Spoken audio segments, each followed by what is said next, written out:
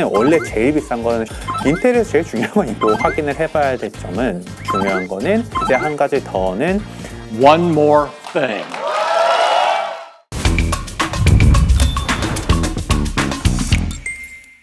안녕하세요, 김승준입니다. 얘기해볼 만한 내용은 이제 인테리어 관련된 내용이에요.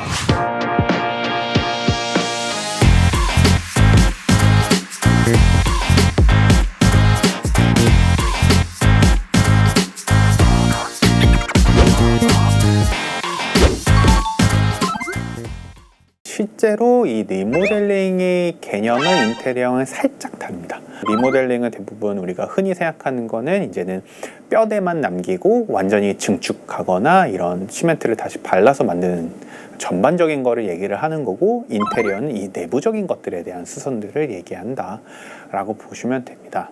리모델링이 더 크고 그 안에 인테리어가 있다라고 생각을 하면 돼요.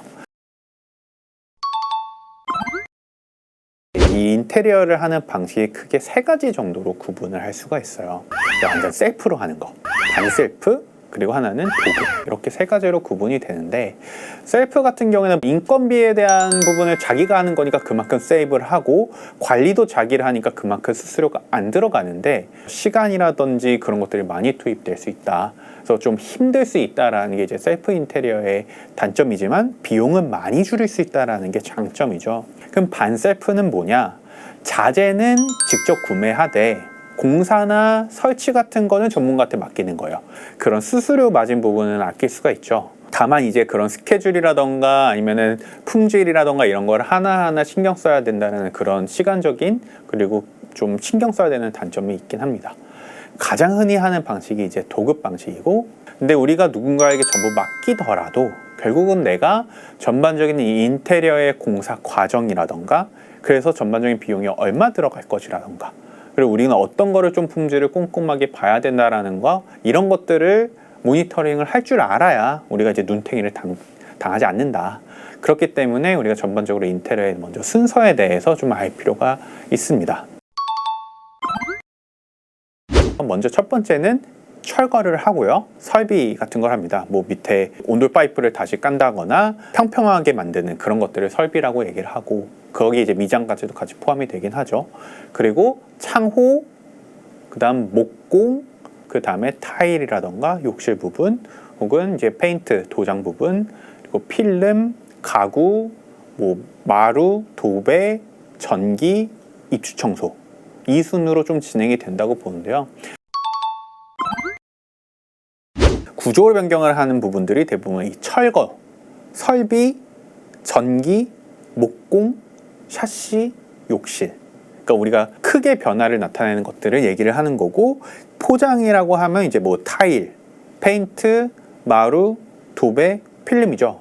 그래서 대부분 우리가 구조 변경을 먼저 하고 그 다음에 이 포장 공사를 하는 식으로 순서가 이루어진다라고 보면 됩니다. 그래서 이 구조 변경 같은 경우에는 대부분 내 집일 때 하는 경우가 많고요. 포장 공사 같은 경우에는 이제 내 집이 아닌 전세나 월세로 들어갈 때 하는 경우도 많죠. 계약을 할 때 챙겨야 되는 가장 중요한 거는 견적서에 대한 상세 내역이죠. 공정별로 각각 비용이 얼마씩 들어가는지에 대한 세부 명시를 확인해야 됩니다. 추가 비용이 더 들어가지 않는다라는 내용이 필요하고요. 계약금이나 중도금, 잔금 시점을 명확하게 기재해야 돼요. 마지막으로는 이 AS에 대한 기간에 대한 부분들, 그리고 AS를 어디까지 해줄지에 대한 부분들도 계약서상에 확실히 명기가 되어 있어야 나중에 다 끝나더라도 내가 추후에 뭔가가 잘못됐다는 것을 확인하더라도 그 계약서를 통해서 요구할 수 있다는 거죠. 아니요, 그건 포션은 딱히 정해져 있지는 않아요. 그래서 결국은 어떻게 협의를 하냐에 따라서 다르죠. 근데 확실한 거는 어찌됐든 잔금을 미리 주면 안 된다. 저희는 시간이 없어서 도급, 인건비가 사실은 비중이 제일 크다 보니까 자재는 별 차이 안 나요. 인테리어에서 제일 중요한 건 인건비입니다.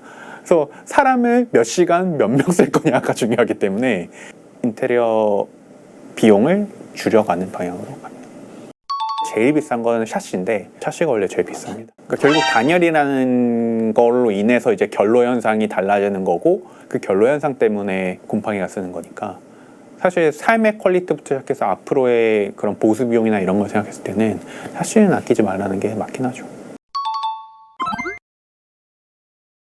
우리가 양도세라는 게 결국은 나중에 팔 때 번 돈에서 세금을 내는 거잖아요. 그러니까 우리가 그거를 비용 처리를 어떻게 하냐에 따라서 벌었다라고 할 수 있는 돈이 달라지는 거죠. 두 가지의 기준으로 나뉩니다. 그래서 수익적 지출이냐 아니면 자본적 지출이냐. 수익적 지출이라고 하는 것들은 대부분 본래의 기능을 유지하려 목적으로 하는 인테리어들이 수익적 지출입니다. 예시로 장판을 한다거나 벽지를 한다거나 싱크대나 부엌, 도기를 교체한다거나 이런 것들을 얘기를 하는 거예요.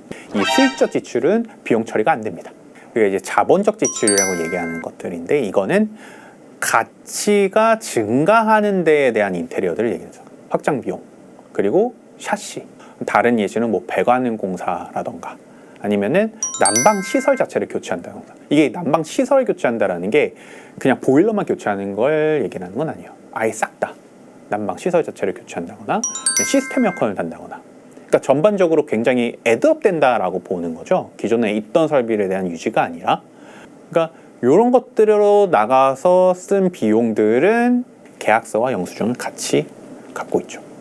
그래야 나중에 양도소득세에 대한 신고를 할 때 영수증을 청구하면서 비용을 추가해서 세금을 제할 수 있는 거니까요.